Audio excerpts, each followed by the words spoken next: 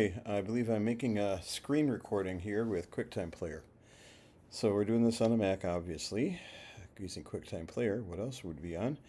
And I'm in the process of adding.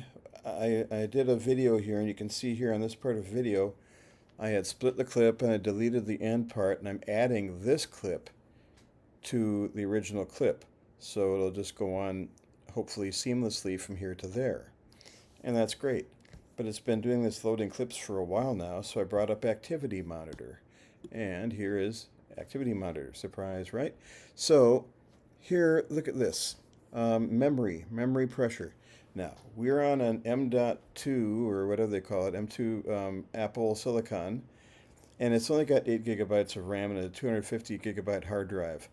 However, the hard drive I'm using is attached by the USB-C or Thunderbolt 4, and it's actually a little container for a 1 terabyte SSD drive. And when I say SSD, I mean it's an M.2 SSD that kind of looks like a stick of gum. So it's a really fast one.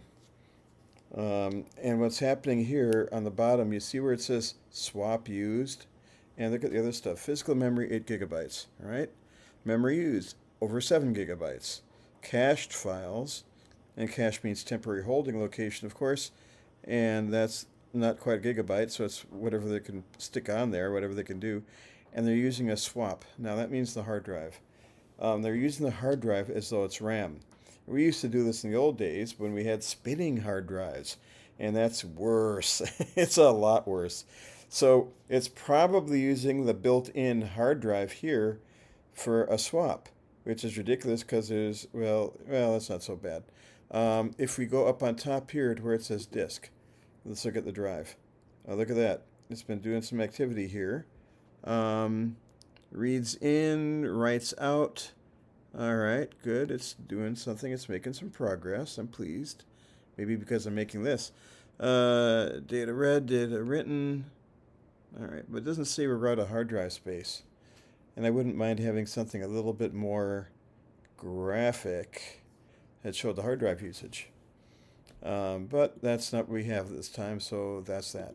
Look at energy, and we can look at the heat and stuff like that, I suspect. I don't care. And look at the CPU, by the way, the processor. This is the M.2. It's not the most powerful, but look at the CPU load. I mean, here on the far left, thing, system, user, system in red, under 10%, user, around 10%, idle, over 80%. I mean, my gosh. CPU is not busy at all, but the memory is. And Apple does something called memory pressure. So when it starts doing things like compressing memory, and you can maybe read what it says here, memory pressure is an indicator of the system's ability to I can't read this very well. All right. Memory is an indicator of the system's ability to meet the memory requirements of the user's activities. Higher memory pressures indicate that the system is reaching its limits. And the performance may degrade, and it does. There's no reason it should take, I don't know, not no reason, but it's just kind of a waste of time that it's taking so long to add this clip. So I thought maybe I can make a little video of it doing this so you guys can see what's going on. So what I'm really saying is when you buy an Apple computer, if you buy one, don't get the 250 gigabyte drive. No. 512, minimal. But if nothing else, don't get 8 gigabytes of RAM either. 16 gigabytes is minimal. And that would be better here. It'd be significantly better. But if you can afford it, do the 24 or the 32 gigabytes of RAM. More is better. It just is. And the way that Apple stuff is, you can't add RAM to them. People are upset about, oh, you can't have RAM, or you just add some slots. The thing is, with the microprocessor being what it is, the microprocessor and the RAM are kind of together. And the way they've got it set up is they don't have a separate memory bus anymore, at least not in the standard PC sense. It's more like level 3 cache. And that's why it's so on chip. And that's why the amount of memory is very set. And it will probably go end up costing more that way.